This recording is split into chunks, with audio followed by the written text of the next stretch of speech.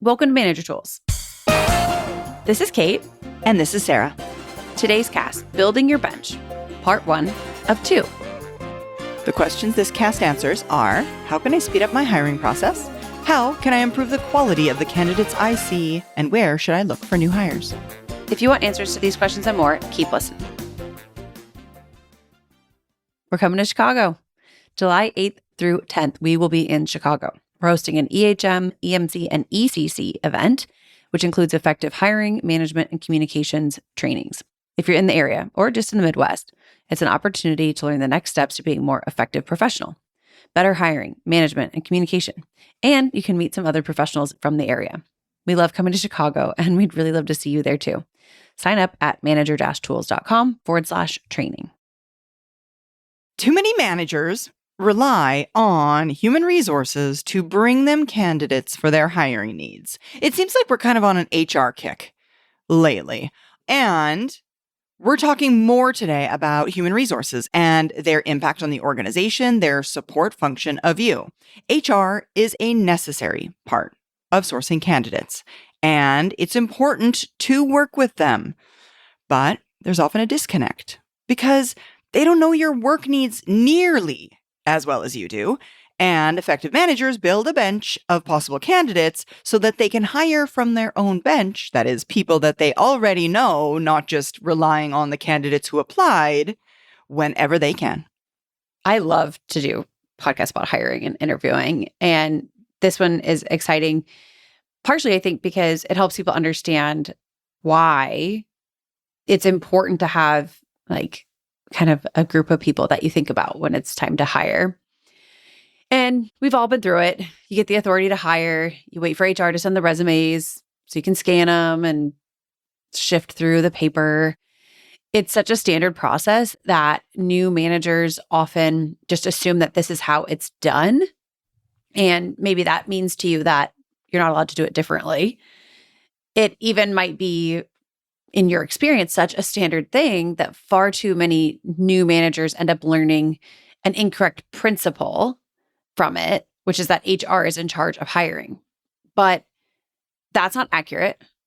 You, the manager, are always in charge of hiring because hiring is the single most strategic contribution each manager makes to their organization. And we say that, y'all, because the people you hire, if you do it well, because we talk as managers about your goals being results and retention, the goal then is to retain the people that you hire, not necessarily on your team, but in the organization. And if you do that well, there's a chance you hire someone who is there for 5 years, for 10 years. There's a solid chance you hire somebody who outlasts you at the organization. Every hire that you make or don't make changes the economics of the organization to an extent. And since most companies in the United States are smaller than 100 people, it's a big financial change for a small company, right? All the hiring decisions you make, again, affect the economics of the organization in big or small ways, depending on the size of your company. Additionally, it affects the future of the company. Each person you bring in is going to make a different series of decisions. You are bringing in people who will decide what the future of the company looks like, especially if their tenure is long. There's no way around the fact that hiring changes how the organization is run, but it's a little more subtle than that, right? It's not just how it's run, it's how things get done every day, which cumulatively over time account for how things do run. Not are run, but do run, right? In the company. Yeah. You know, when you're thinking about tactical stuff, y'all, every single day, we're talking about results, we're talking about retention, there's tactical things you have to be doing. It's always been baffling to me that people act as if they don't have time for hiring when, if you think about it, the number of hours this person will spend in the job is massive, huge. And the number of hours you're going to have to spend with someone you hire is huge. And when we're interviewing and stuff, people say things like, oh, I don't have time for that. So you don't have 4 hours this week or 10 hours this week, however many hours you need to ensure that the next 5 years of your life, you get to spend 8 hours a day with someone who's good to work with. Yeah. I mean, honestly, that's what you're saying. You're saying, oh, I don't have 4 hours this week. And it puts you in a very precarious situation. And that situation is you're not paying attention to whether or not you're going to spend the next, oh my gosh, millions of hours with a person that you think will be good to spend that time with. That's what you're saying. You're saying, I don't have 4 hours to assess whether or not I want to spend the next 5 years with this person. Honestly, people spend more time on dates. That's a terrible analogy. And it's true. It's true. And you're also living with that person forever too. So you want that decision to be a good one if you decide to marry them. That's the hope. Exactly. Honestly, terrible analogy. Okay. Terrible analogy. Okay. So hiring is, we say oftentimes, because we teach a lot of management principles as well. If you want to make your managing life easier, hire better. It's the single best, fastest, easiest way to make being a manager easier on yourself. And hiring is just like management in an organization. All the things they didn't teach you. Mm-hmm. Which means that as a newbie, a new manager to an organization or a person within an organization becoming a new manager, you fall into the trap of thinking that HR is just responsible for some stuff. And when they take charge of stuff, you follow them. And our guidance today is about how not to follow them, rather how to take responsibility for a process that is in fact your own. It's even worse, right? The idea of, okay, becoming a manager, they don't teach you that stuff. And hiring, they don't teach you that stuff. It's worse with hiring because when you're a manager, some part of your job is still the same from before. Like going from individual contributor to manager, you're still so responsible for results. And so you have this kind of retained part of your job that even though the tasking might change, your purpose day in, day out, the core of it still exists. That's true when you go from individual contributor to manager. When you go though from like when you start to hire people, you have so much less context for the process. Being a candidate, it's not like, 60% of your job is the same, individual contributor to manager.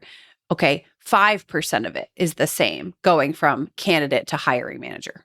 It's so wildly different. And so your ability to kind of fake it till you make it as a manager is higher because still a big part of your job as a manager is results, which individual contributors also share. But with hiring, it's completely different. And your context for it, your understanding for it, all of it is you going through the process on the other end. And it just doesn't prepare you at all, especially because think of your exposure to HR when you're a candidate. It's so small, right? As a candidate, you have no understanding of what HR is doing. It's like the iceberg analogy. Like, right, there's the tip of the iceberg. Like there's the iceberg you can see and there's everything underneath. And when you're a manager, you realize, oh my gosh, HR is here and there's so much more they're doing. But you got to be cautious about what you think their purpose is and why you're using them and how. So we're going to cover that HR is highly useful, but not in charge of your hiring. We're going to talk about what is your bench so that this concept makes sense to you. We're talking about how to build your bench and then building both internal and external benches. Exactly. Starting with HR is highly useful, but not in charge of your hiring. So, folks, we've talked about this before. We just recently put out a podcast, I don't remember the name of it, about HR. And yes, you should absolutely have a good relationship with HR. You should do everything that you can to make sure that you're building a good relationship with whomever it is. Maybe it's your HR business partner, because they're a hugely important part of your support system as a manager. And in this context, important part of your hiring process. Good HR representatives are priceless. If you've had one, you miss them probably if you no longer work with them. And if you don't have one, you can't even imagine what the world looks like, I assure you. It is quite grand when you have someone from HR who's got your back. This person is going to be involved in sourcing candidates and ensuring that you follow the necessary corporate procedures when hiring. So having a good relationship with them is absolutely in your best interest. Mm-hmm. And HR approves stuff, right? Yeah. They approve your hiring request. So if they reach out to you and tell you, hey, we're going to get the process started by sourcing or looking for candidates, it certainly makes it feel like they're running the show, at least initially. And going back to the idea of them helping you, one of the important things about having a positive relationship is that you can get stuff done a lot faster. So if you're listening to this and you're thinking about hiring fast, there's a lot of places where we would suggest you shouldn't go quickly. The stuff around HR, though, we would suggest can be compressed for sure in many cases. So just as a heads up there. But certainly when HR says, hey, we're in charge of approval and we're going to get the process started and we're going to source candidates, you might think, oh, okay, cool. They're in charge. And a lot of managers are happy to have the help because we're really busy. And of course, this isn't something we're used to doing. We don't know how to do it.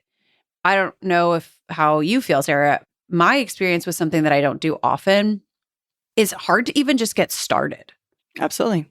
Like I sit at my desk to go do that thing and I'm like, and it's so much easier to fill that time with something else. Like it's so much easier to do something you already know how to do.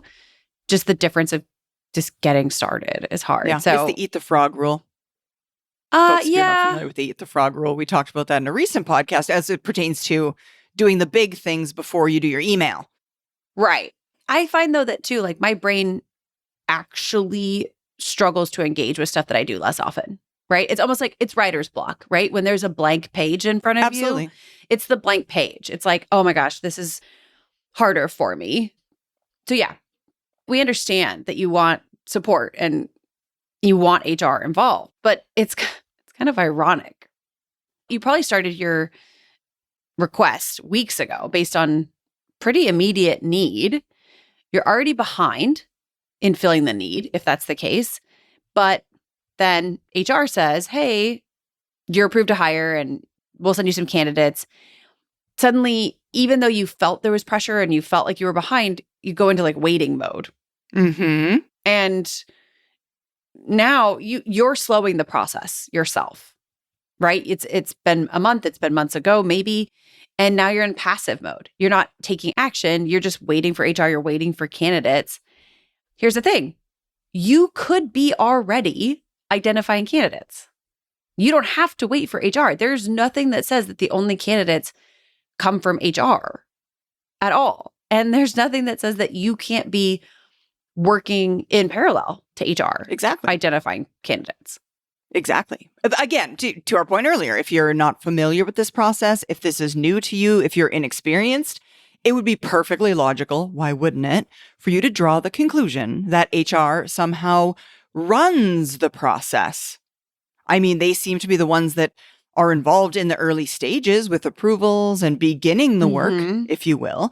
And folks, the idea that HR runs your hiring process simply is not true.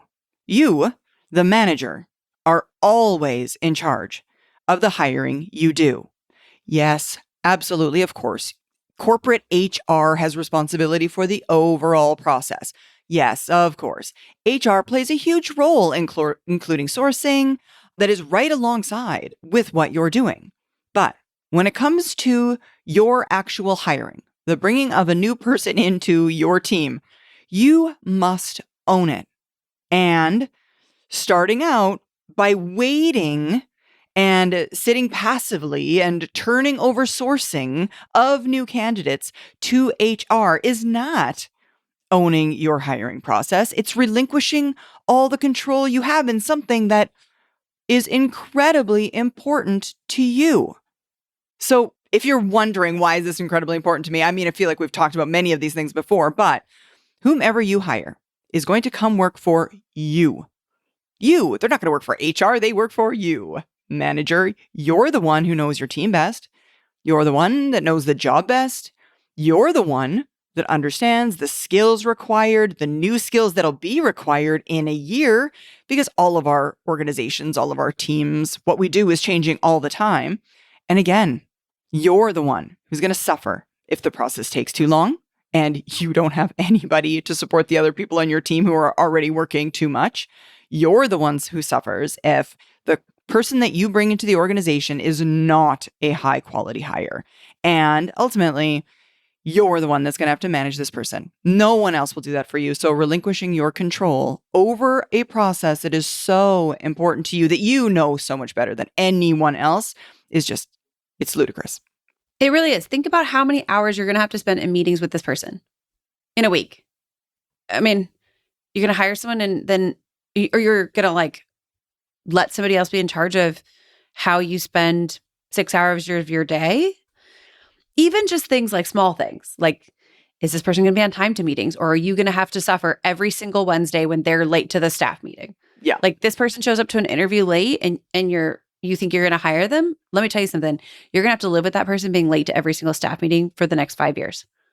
Because you're not going to give negative feedback either. If you're willing to abdicate your responsibility to this process, you're likely abdicating your responsibility elsewhere, which to me says you're not giving negative feedback to somebody about being late. So we don't think that you should be ignoring this process or not engaging with it as fully as possible.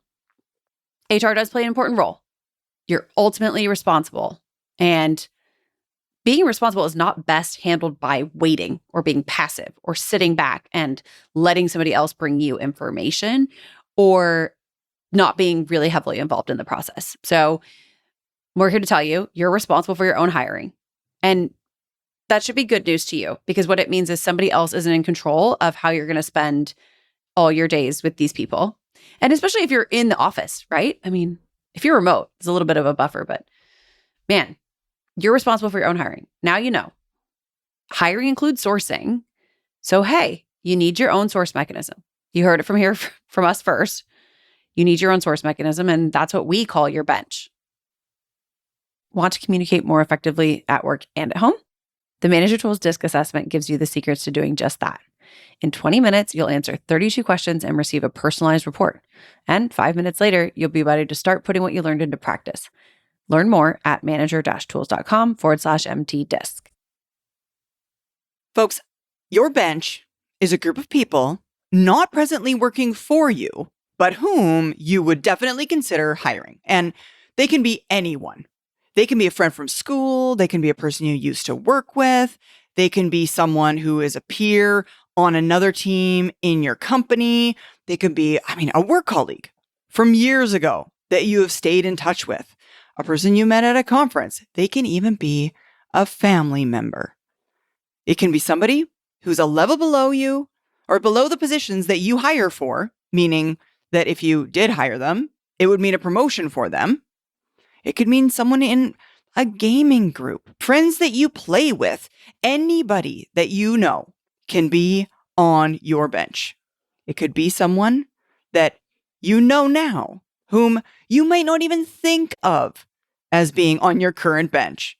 But maybe one day, if things changed, they might be on your bench. Typically, though, the definition of your current bench are the people who might be right for the roles you have responsibility for now. So think of it this way, like the other people, the people who definitely couldn't do something that you need right now, you probably think them more of acquaintances or friends because they're not necessarily a person you would currently consider for something that you actually need in your life now. But a person from your personal bench, we'll call it, could easily transition to the workbench if you found yourself in need of that skill set. When I think about my bench, I think about it in kind of two ways. As first, a group of people about whom I have a lot of information about their skills and abilities and traits and characteristics. The longer you've known someone, the more you know. The more you've seen them in other jobs or, your experiences you have with them gives you more data about this person. And having more data will give you more confidence in a person you hire being successful in the role. So that's the first thing I think of. The second thing I think of is really the traits and characteristics piece of this. Sometimes we talk about how you can teach people skills. Traits, though, characteristics like honesty, timeliness, these things, harder to teach, probably already pretty hardwired into a person. For me, having somebody on my bench often means to me that they have the traits and characteristics of a person that I think is worthy of being part of the mission that I believe in. it doesn't necessarily mean that they have all the skills. So to your point, I could still be thinking of them as like a friend or acquaintance. They're not exactly sitting on the bench yet. They're like behind it. They're standing right behind it. Of course, I'm picturing like the sidelines at my high school football game, but these people maybe aren't quite ready. It's not the right skill set match. And there's a group of people, not only that I know their skill set, but I also know these people have the traits and characteristics of of a person I would want working with and for me. So there's kind of that. So if you're wondering like who should be in the bench, it's not only about people you know who are in your industry. It's about the traits and characteristics of people that you would want to be involved with. And those are people that someday might be part of your bench. Also because I think your career changes, right? You don't always have like a really linear path. And so what you're doing right now might not be what you're doing in 5 or 10 years. So I don't know. That's just my thoughts on it. I always think about my bench partially because I know a lot of people who are really good and I want them to be successful. This really goes back to the idea of building and maintaining relationships. Probably our most important career tools cast lays out our 2 career responsibilities, right? Results and retention. Some of us are good at relationships. Results and relationships. Oh, Sorry, you said results and retention. It was results and relationships. I did because I'm so thinking about managers. Okay. So for managers, it's results and retention. For professionals, it's results and relationships. And some of us are good at relationships. Some of us struggle. Some of us aren't that great at it. But whether you're good at relationships or not, your role as a manager means you should be maintaining relationships, even if you're not naturally good at it, which, by the way, email is the best way to do that, probably, if you're not naturally good at it, because you can still make emails, because those people may be worthy of hiring at some point in the future. Yeah, absolutely. And folks, we're not trying to freak you out when we say people can move easily from friendship to bench and back to friendship. When we coach managers on building their bench, we've definitely had people express concerns with bench thinking, like I use different different filters and criteria for my friends than I do professional relationships. Totally makes complete sense, and that's completely fine. There are probably many people in everyone's total number of relationships we have that we're never going to hire some of those people. You can think of your bench as a subset of your total relationships. But what we're trying to get across here is don't be too rigid on are they on my bench? Are they not on my bench? Because people can transition, people can move. So for example, maybe you know a lawyer and you're friends with this lawyer, and based on what you do right now, you have got absolutely no need in your work life whatsoever for a lawyer. Like you cannot imagine ever hiring a lawyer. But then 2 years later, you end up being the president of a small startup and you have a contract review, which means that you've got a need for a lawyer. And if this is a good person, if they are someone, to Kate's point earlier, they possess those traits and characteristics that are ones that are in line with yours, why wouldn't you think of your trusted friend as a people on the list of those you might consider asking to be your firm's lawyer? Yeah, because you know more about that person than you do a stranger lawyer. Yeah, exactly. A stranger lawyer. Exactly. A stranger lawyer. Another thing people do, right, is they ask a friend, like, hey, do you know a lawyer? But actually, somebody asked me that recently. And all the lawyers I know, it turns out, are not the right kind. So it's just about the longer you've known somebody, being able to say, I have more data. I have more information about this person. And that might result, in a lot of cases, in you having more trust. It doesn't always. I have a friend. He's lovely. He's super lovely. And I once heard someone refer to him as the golden retriever of humans. He's super lovely to be around. In no universe would I hire this person. I couldn't, right? Just like not on the bench. So some friends, they're friends. They're not on the bench. That's okay. But your lawyer might be, this person's not a lawyer for sure. I'm never going to need help in the area of this person's expertise. But okay. So going back, not having many people among your relationships that you might consider to be on your bench is not the big problem. The big problem is not even knowing that you need one. All managers need a bench. If you don't know that, now you do. You're welcome. You need a bench. So we recommend you start with a subset of people you know and keep building your bench throughout your career. keep in touch, right? Keep those relationships. Keep in touch. Yeah. Yeah, folks. And the way to think about your bench is really twofold, if you will. Whom do you know that you might consider hiring or recommend to somebody else to hire, for example? And then the other group is whom do you need to start adding to it to make sure it's useful when you are hiring for that skill or trait. Exactly. And you don't need fancy software to do it. I don't want you guys to think about, oh my gosh, what kind of amazing spreadsheet should I have? Is there some sort of system that I can put all this data into and sort it perfectly and evenly? Even people with thousands of relationships and many, many, many, many friends have told us it's not very hard to keep track of which people on that list are just family or friends or acquaintances and who are actually potentially or on their current bench. You'll be able to keep them in your head. You'll be able to tell, oh, this is my mom. This is not. It's pretty easy. You don't need some sort of formal tracking to divide these people up and move them between categories. Yeah. I mean, my bench is totally mental. It's completely like in my head. When I think about, there's certain people on my bench, when I think about those people, I think of them as in terms of the relationship we have. And then also bench kind of. I don't know. Again, that's why I go back to that traits and characteristics things, right? Because some people, have the traits and characteristics you'd hire for, and some people don't. That's all for this week, folks. Join us again next week as we continue the topic. And if you've enjoyed today's episode, don't forget to follow, rate, and review our podcast. It helps more people find us and keeps the conversation going. Have a great day.